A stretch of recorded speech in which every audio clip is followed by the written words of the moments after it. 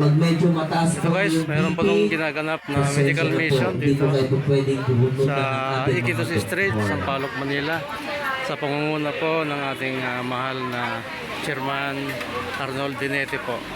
At maganda po ang serbisyo dito sa Barangay 511 ang lahat ng mga Sampaloc, Manila. taga-NHT. Nandito po sila, palapakan po natin. Maraming salamat po.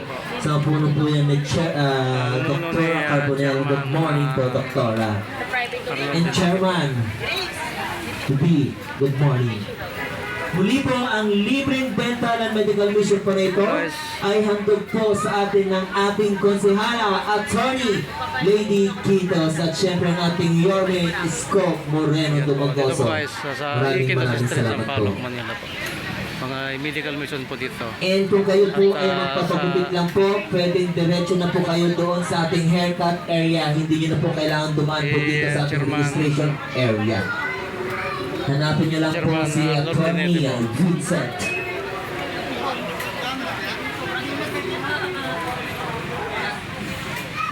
Ito po guys sa Iquitos Street, Sampaloc, Manila. Medical mission guys. Sa ako na rin ng ating mahal na Mayor Isko Moreno at mga kagawad at mga ng barangay niya guys.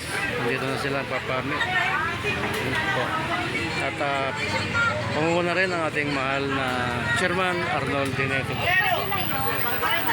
Okay guys, thank you so much. Dito po sa Iquitos Street, Sampaloc, Manila. Magandang serbisyo po ng ating 511 Chairman Arnold Dinete sa Sampaloc, Manila po.